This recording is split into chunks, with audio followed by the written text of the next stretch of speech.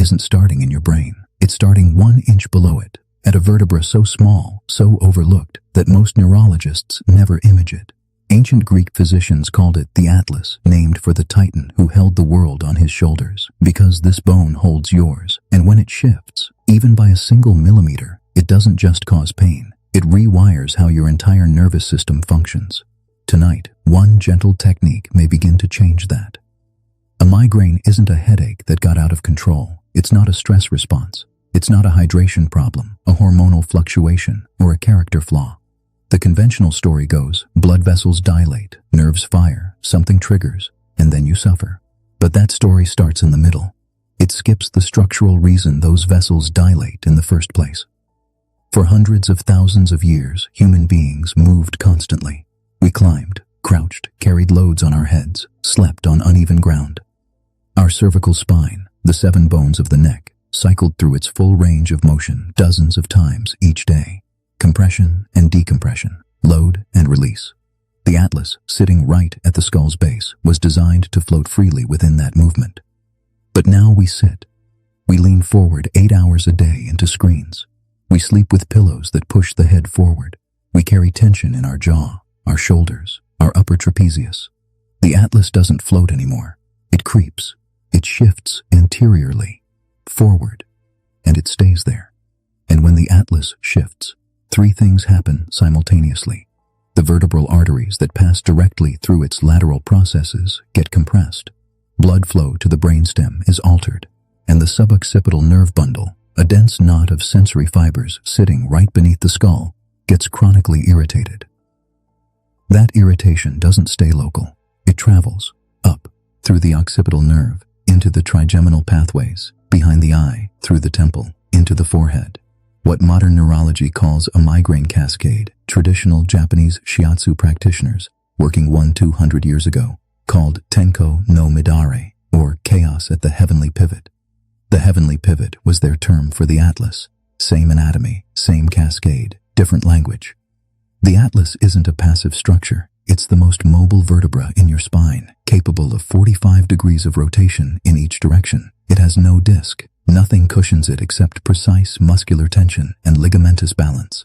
This is extraordinary design, but it's also extraordinary vulnerability, because without a disc, when those surrounding muscles go chronically tight, as they do in forward head posture, there's no buffer. The Atlas torques, and it holds that torque.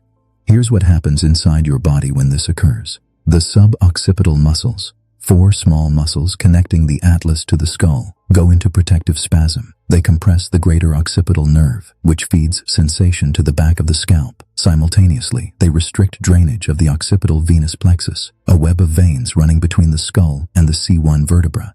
Blood and cerebrospinal fluid back up. Intracranial pressure subtly rises. The brainstem, sitting just millimeters away, begins signaling threat. Serotonin drops. Dopamine destabilizes. The migraine cortical spreading depression, that electrical storm that precedes a migraine, has the structural conditions it needs to ignite. Modern research confirms this pathway. A 2019 study published by researchers at the University of Kiel examined 100 chronic migraine sufferers using high-resolution cervical MRI. In 87 of 100 subjects, measurable Atlas misalignment was present, a finding not previously documented in standard neurological workups. Participants who received upper cervical chiropractic intervention reported a 49% reduction in migraine frequency at the 90-day mark. A separate 2021 analysis from the University of Colorado suggested that suboccipital soft tissue release significantly reduced self-reported migraine intensity within the first 72 hours in participants with cervicogenic migraine patterns. You can feel this in your own body right now. Take one hand and press gently just below the base of your skull on either side of your spine. That ropey, dense band of tissue you feel is your suboccipital complex. If it's hard, if it feels like a cable instead of a muscle, it is holding your Atlas in place. Your body is guarding, and where your body guards long enough, pain eventually speaks. This technique is called suboccipital decompression, and ancient Japanese bodyworkers called it working the tenchu, the pillar of heaven, in traditional meridian massage. The preparation is simple. Lie flat on your back on a firm surface. No pillow. Ideally at night before sleep, or first thing in the morning before your nervous system is loaded with the day. Beginner version. Interlace your fingers and cradle the base of your skull in your palms. Fingertips pointing toward the ceiling, thumbs along your jaw. Let the weight of your head sink into your hands. Apply no force. Your only job is stillness. Hold for 90 seconds. Breathe slowly in through the nose for 4 counts, out through the mouth for 6. You should feel, within 30 to 60 seconds, a slow spreading warmth at the base of your skull, a softening, sometimes a subtle pulse. That's vascular flow returning to a compressed area. That's your atlas beginning to float. Intermediate version.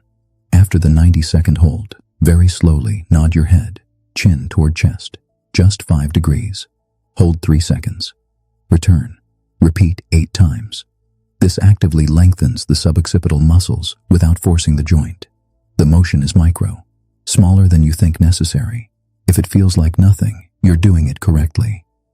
Advanced version. Add a breath hold at the top of each nod. Inhale fully. Begin the nod. Hold the breath and the position simultaneously for 5 seconds, then exhale as you return.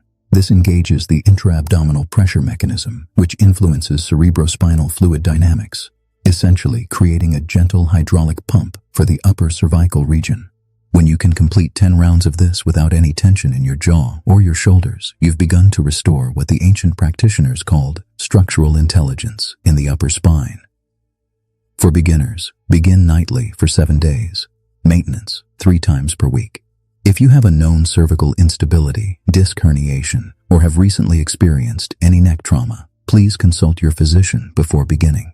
Stop immediately if this creates new pain, dizziness, or numbness in your arms.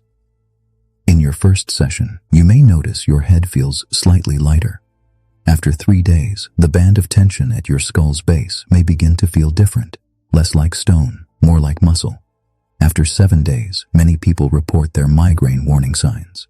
The visual aura, the neck tension that precedes an episode, beginning to arrive less urgently, with more time between trigger and onset.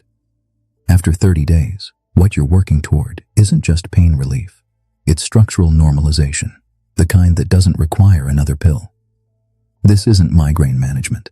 This is asking a completely different question. Not, how do I stop this pain, but why is my body generating it in the first place? Modern medicine hands you a triptan and sends you home. Ancient bodywork traditions sat with the structure. They knew that where the skull meets the spine is not just a physical junction. It's a gateway. Compression there doesn't just cause local pain. It alters breath, alters mood, alters the felt sense of being alive in your body. Your atlas isn't broken, it's displaced. And displacement, unlike degeneration, can be addressed. For millennia, humans carried water on their heads, looked at horizons, slept on Earth. We didn't need cervical decompression protocols because our movement was the protocol. Tonight, you just learned what traditional Japanese shiatsu masters spent years apprenticing to understand. Not as esoteric theory, but as applied anatomy. Not as a way to perform wellness, but as a way to understand why your body has been asking for your attention through pain. The migraine isn't the problem, it's the message. The atlas is where you listen. Tomorrow, notice how your neck feels when you wake. In 7 days, notice whether the familiar warning signals arrive differently. And if this found you at exactly the right moment, you already know what to do. As always, keep breathing.